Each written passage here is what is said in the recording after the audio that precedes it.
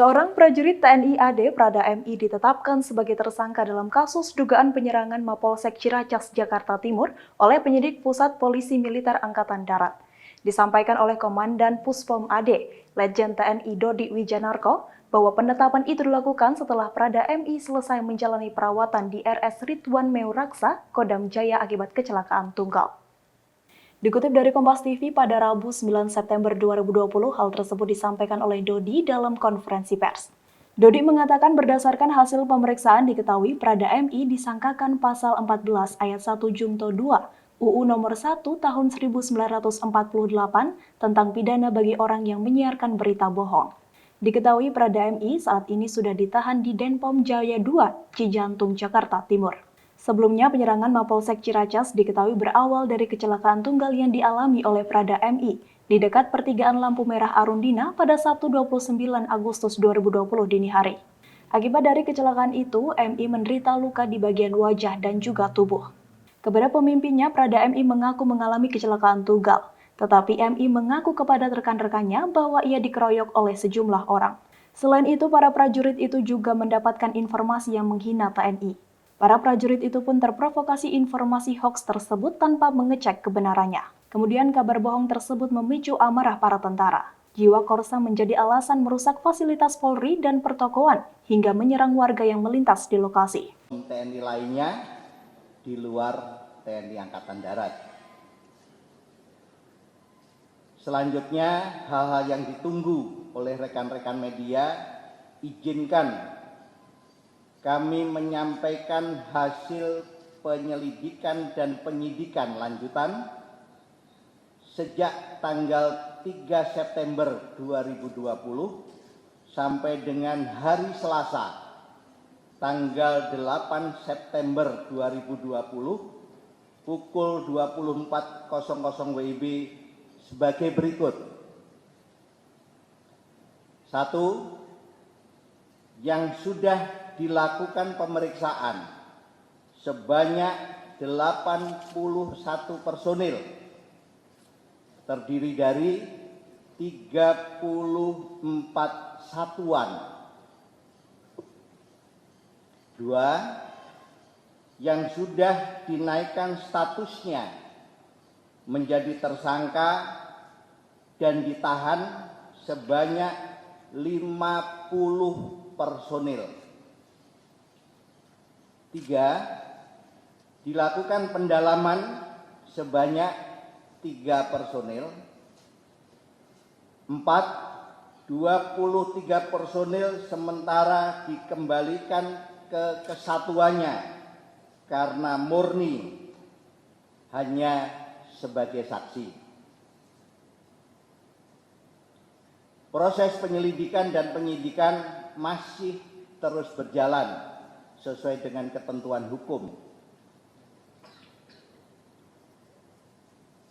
Rekan-rekan media sekalian yang saya hormati, terhadap Prada MI pada hari Jumat tanggal 4 September 2020 sekira pukul 11.30 waktu Indonesia bagian Barat telah selesai menjalani perawatan di Rumah Sakit Tentara Ridwan Meuraksa, Kodam Jaya. Selanjutnya langsung diserahkan ke penyidik Detasemen Polisi Militer Jayakarta 2, Cijantung, Pondam Jaya. Setelah dilakukan pemeriksaan secara maraton oleh penyidik, maka pada tanggal 5 September 2020 statusnya ditetapkan sebagai tersangka dengan tuduhan pasal yang dilanggar sebagai berikut.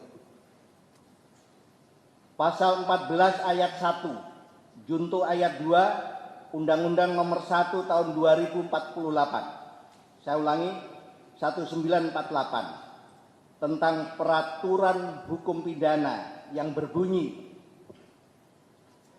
1. Barang siapa dengan menyiarkan berita atau pemberitaan bohong sengaja menerbitkan keonaran di kalangan masyarakat dihukum dengan penjara setinggi-tingginya 10 tahun. 2. Barang siapa menyiarkan suatu berita, mengeluarkan pemberitahuan yang dapat menerbitkan keonaran di kalangan masyarakat, sedangkan ia patut menyangka bahwa berita atau pemberitahuan itu adalah bohong, dihukum penjara setinggi-tingginya 3 tahun. Perlu diketahui bahwa motif tersangka Prada MI memberikan keterangan bohong adalah sebagai berikut. 1. Ada perasaan takut kepada satuan apabila diketahui sebelum kecelakaan lalu lintas tunggal yang bersangkutan minum minuman keras jenis anggur merah merek Gold, dikuatkan oleh keterangan saksi atas nama Serka ZBH dan Prada AN pada saat bersama minum minuman tersebut. Tersangka Prada MI diketahui hanya minum sebanyak 2 gelas. 2. Merasa malu kepada pimpinan bila diketahui sebelum kecelakaan lalu lintas tunggal disebabkan karena telah minum minuman keras jenis anggur merah merek Gold dan takut merasa bersalah karena akibat kejadian tersebut sepeda motor jenis Honda Blade warna hitam nomor pol B3580TZH yang dipinjamkan oleh pimpinannya mengalami rusak, serta takut diproses hukum karena pada saat mengendarai sepeda motor tersebut tidak memiliki SIM C dan tidak membawa STNK. Terhadap dugaan tersangka Prada MI mengkonsumsi narkoba dari hasil tes laboratorium dengan sampel urin, darah, dan rambut oleh laboratorium forensik BNN Lido menyebutkan hasilnya negatif. Ya, ini buktinya kalau hasilnya negatif. Mohon maaf, suratnya dari laboratorium BNN yang di Lido. Saya lanjutkan. Dengan sudah ditetapkan sebagai tersangka, saat ini Prada MI dilakukan penahanan di Denpom Jaya 2, Cijantung, Pomdam Jaya.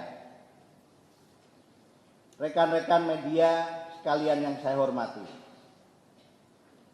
bila nanti proses penyelidikan dan penyidikan dianggap selesai dan lengkap, maka proses perkaranya akan dikirimkan ke auditor militer untuk ditindaklanjuti dengan proses peradilan militer.